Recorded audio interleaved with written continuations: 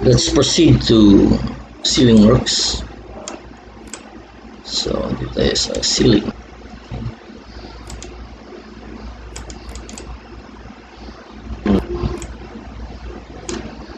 Ito yung walls natin. So sa taas, automatic may beams. Yan, ceiling. Ceiling, okay, framing. First, meron tayong kahoy. Right. Hit enter. Meron tayong metal frame. Okay, yeah.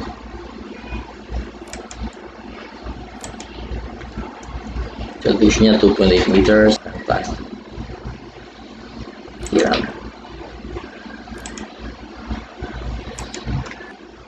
Pwede tayong bumaba. Okay. So habang bumaba tayo, makikita natin yung hollow blocks. Taas, beam, blocks, or of course the arms. So dito.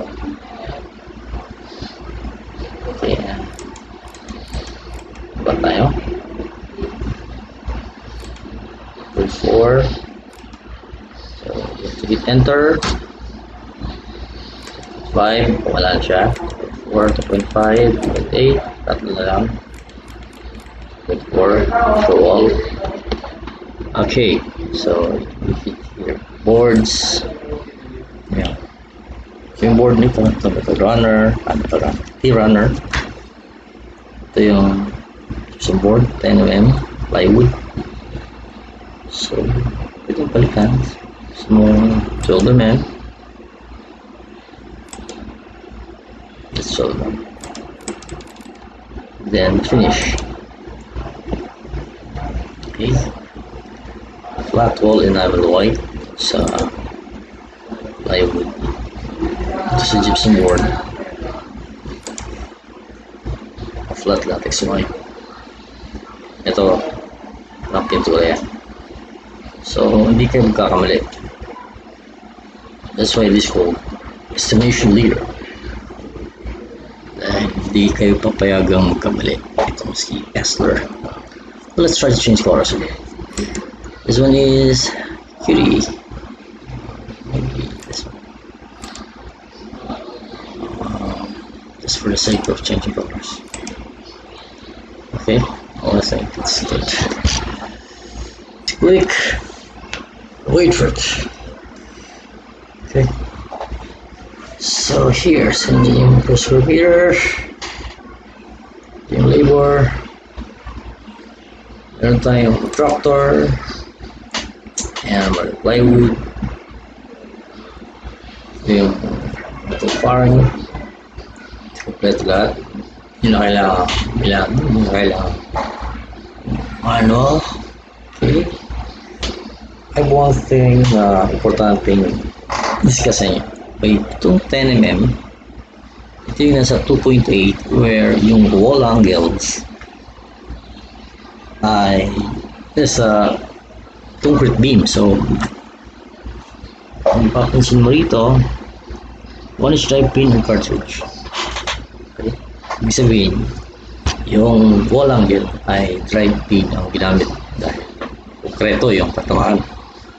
Pero tingin mo dito, pinalitan natin ng board, yung sa CR, 2.4 meters elevation ito. Kapansin mo mayroong 1-inch concrete nail. Okay? So, konti lang. Yun ang ginamit niya dahil hollow blocks yung katawan. So, okay. Ito yan. Ito yung hollow blocks. Pagka, ayan, 2.4. Ito yung 2.4 hollow blocks yung katawan niya. Mas tayo nagiging concrete beams yung makikita. Actually it's 2.8 yan. So dito ginagamit na sa walang yun, hindi na concrete na yun, so patigas na siya. Ganun katalino itong software natin, itong si Esler. Wala, one thing more, so gusto ko ipakita. Okay. So kung ipakita, eto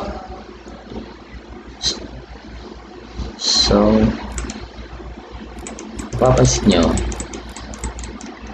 yung red is the ceiling line, so 2.8. So pinipintura natin yung beam. So partially pinipintura natin yung beam. Dito wala nang pintura. So napaka-accurate niya. Alam niya kung hanggang saan lang yung pintura pag nilagyan mo yung markisa niya. Kung ganun ka talino. Ito niya si Esler. Kaibigan natin si Esler software.